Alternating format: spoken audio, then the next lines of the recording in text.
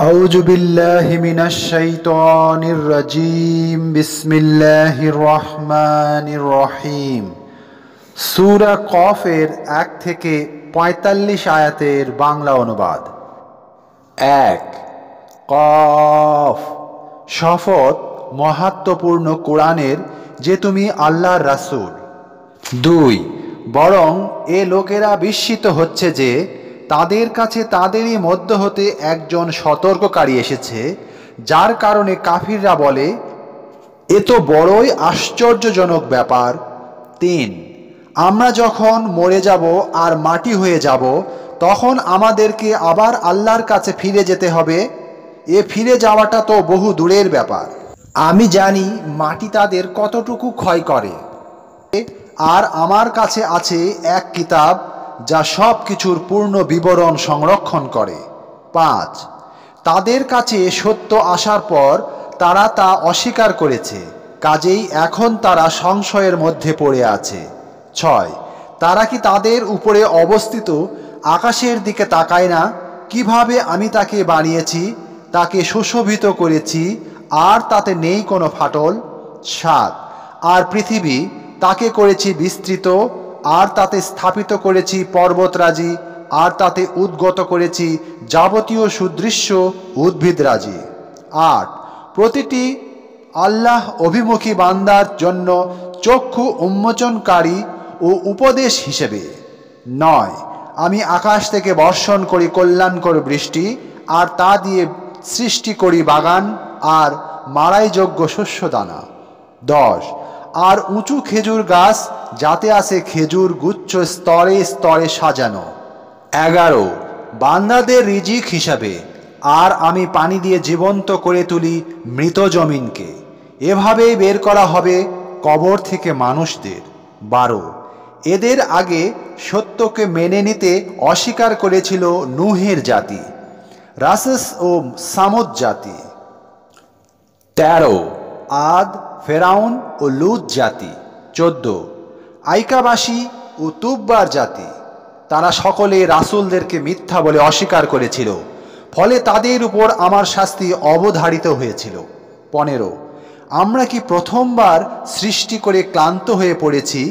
বস্তুত তারা নতুন সৃষ্টি বিষয়ে সন্দেহে পড়ে আছে। ১৬। আমি মানুষকে সৃষ্টি করেছি, আর তার প্রবৃত্তি তাকে নিত্য নতুন কি কুমন্ত্রণা দেয়, তাও আমি জানি। আমি তার গলার শিরা থেকেও নিকটবর্তী। ১৭। তদুপরি দুজন লেখক ডানে ও বামে বসে মানুষের আমল লিখছে। ১৮। যে কথায় মানুষ উচ্চারণ করে তা সংরক্ষণের জন্য তার নিকটে একজন সদা তৎপর প্রহরী আছে। ১৯। মৃত্যুর যন্ত্রণা প্রকৃতই আসবে, যার থেকে অব্যাহতি পাওয়ার জন্য তুমি চেষ্টা করতে। ২০।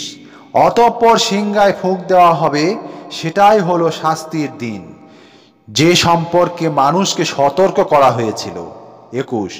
যেদিন প্রত্যেক ব্যক্তি আসবে এমন অবস্থায় যে একজন ফেরেশতা তাকে হাঁকিয়ে নিয়ে আসবে, আর একজন ফেরেশতা থাকবে সাক্ষ্যদাতা হিসাবে।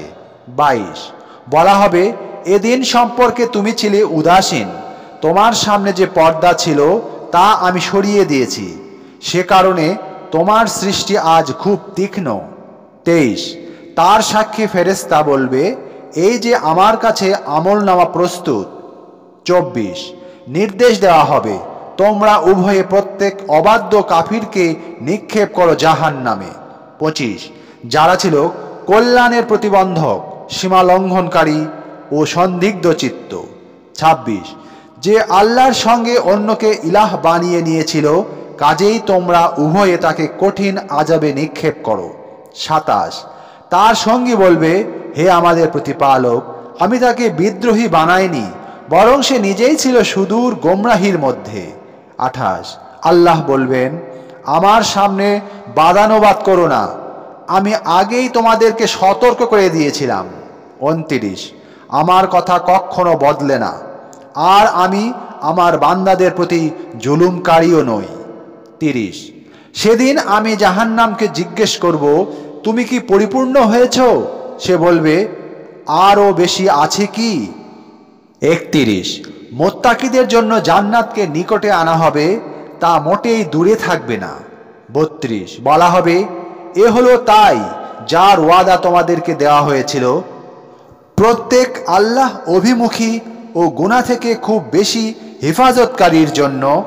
33 যে না দেখেই দয়াময় আল্লাহকে ভয় করত আর আল্লাহর নির্দেশ পালনের জন্য বিনয়ে অবনত অন্তর নিয়ে উপস্থিত হতো। 34 তাদেরকে বলা হবে, শান্তির সঙ্গে এতে প্রবেশ করো, এটা চিরস্থায়ী জীবনের দিন। 35 সেখানে তাদের জন্য তাই আছে যা তারা ইচ্ছে করবে, আর আমার কাছে তাছাড়াও আরও বেশি আছে। 36 তাদের পূর্বে আমি কত জাতিকে ধ্বংস করে দিয়েছি যারা শক্তিতে ছিল তাদের চেয়ে প্রবল, যার ফলে তারা দুনিয়া চষে বেড়াতো। তারা পালানোর কোনো জায়গা পেয়েছিল কি? 37 এতে অবশ্যই উপদেশ রয়েছে তার জন্য যার আছে বোধশক্তি সম্পন্ন অন্তর, কিংবা যে খুব মন দিয়ে কথা শোনে। 38 আকাশ জমিন আর এ দুয়ের মাঝে যা আছে তা আমি 6 দিনে সৃষ্টি করেছি, ক্লান্তি আমাকে স্পর্শ করেনি, আমি সকল মানুষকে বিচারের জন্য হাজির করবই। 39 কাজেই তারা মিথ্যা, উপহাসপূর্ণ ও অপমানজনক কথা যা বলে তাতে তুমি ধৈর্য ধারণ করো, আর সূর্যোদয়ের পূর্বে আর সূর্যাস্তের পূর্বে তোমার প্রতিপালকের মহিমা ও প্রশংসা ঘোষণা করো। 40 আর তার প্রশংসা ঘোষণা করো রাত্রির একাংশে আর নামাজের পরে। 41 আর শোনো, যেদিন এক ঘোষণাকারী প্রত্যেক ব্যক্তির নিকটবর্তী স্থান থেকে ডাক দিবে। 42 যেদিন সমস্ত মানুষ প্রকৃতই শুনতে পাবে এক ভয়ঙ্কর ধ্বনি, সে দিনটি হবে ভূগর্ভ থেকে সকল আত্মার বের হওয়ার দিন। 43 আমি জীবন দেই, আমি মৃত্যু দেই, আর আমার কাছেই সবাইকে ফিরে আসতে হবে। 44 যেদিন পৃথিবী দীর্ণ বিদীর্ণ হবে আর মানুষ ছুটে যাবে হাসরের পানে, এই একত্রীকরণ আমার জন্য খুবই সহজ। 45 তারা তোমার বিরুদ্ধে যা বলে তা আমি ভালো করেই জানি, তুমি তাদের উপর জবরদস্তকারী নও, কাজেই যে আমার শাস্তির ভয় প্রদর্শনকে ভয় করে তাকে তুমি কোরআনের সাহায্যে উপদেশ দাও। এই ছিল সূরা কফের 1 থেকে 45 আয়াতের বাংলা অনুবাদ। পরবর্তীতে সূরা জারিয়াতের 1 থেকে 60 আয়াতের বাংলা অনুবাদ পেশ করব ইনশাআল্লাহ। সবাই ভালো থাকবেন। আসসালামু আলাইকুম ওয়া রাহমাতুল্লাহ ওয়া বারাকাতুহু।